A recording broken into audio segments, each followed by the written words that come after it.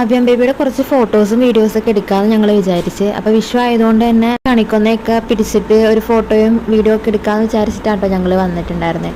നമുക്ക് ഇവിടെ അടുത്തൊരു സ്റ്റുഡിയോ ഉണ്ട് കേട്ടോ. അപ്പോൾ സ്റ്റുഡിയോയിലേക്ക് പോകുന്ന സമയത്താണ് ഈ ഒരു മരം നമ്മളിവിടെ നിൽക്കുന്നത് കണ്ടേട്ടോ. ദൂരേത് നോക്കിയപ്പോഴത്തേക്കും ഇത്രയും പൊക്കത്തിലാണ് കണിക്കുന്ന നിന്നതെന്ന് ഞങ്ങൾക്ക് മനസ്സിലായിട്ടുണ്ടായിരുന്നില്ല കേട്ടോ. അതുകൊണ്ട് തന്നെ നമ്മൾ തോട്ടിയൊന്നും കൊണ്ടുവന്നിട്ടുണ്ടായിരുന്നില്ല. നമ്മുടെ കൈയൊന്നും എത്തത്ത് പോലില്ല, അത്രയ്ക്ക് ദൂരമായിട്ടോ കണിക്കുന്ന നിന്നിട്ടുണ്ടായിരുന്നേ. അങ്ങനെ അവസാനം ഞങ്ങൾ എങ്ങനെയൊക്കെയോ 2-3 കണിക്കൊന്നയുടെ കമ്പ് പൊട്ടിച്ചെടുത്ത് ഞങ്ങൾ അങ്ങനെ തിരിച്ച് വീട്ടിലേക്ക് പോരാട്ടോ ചെയ്തേ. അങ്ങനെ ഞങ്ങൾ തിരിച്ച് വീട്ടിലെത്തി. അഭ്യം ബേബിനെ റെഡിയാക്കി ഫോട്ടോ എടുക്കാൻ വേണ്ടിയിട്ട്. ആളാണെങ്കിൽ സൈക്കിൾ വാങ്ങിയതുകൊണ്ട് തന്നെ എപ്പോഴും സൈക്കിളിൽ തന്നെയാണ് കേട്ടോ. അപ്പോൾ ഫോട്ടോ എടുക്കാൻ പോവാടാന്ന് പറഞ്ഞപ്പോഴും അവന് സൈക്കിളും കൊണ്ട് വേണം വരാനായിട്ട്.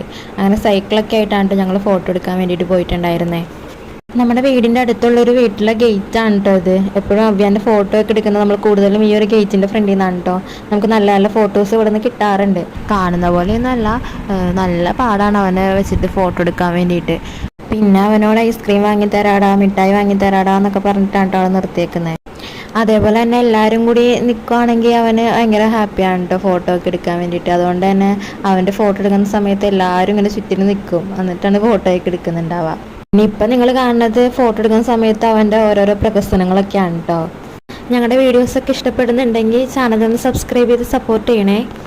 അങ്ങനെ വീഡിയോ ഒക്കെ എടുത്ത് അത് കഴിഞ്ഞപ്പോൾ അവൻ എന്തൊക്കെയോ അവിടെ നിന്ന് ഇങ്ങനെ പറയുന്നുണ്ട് കേട്ടോ.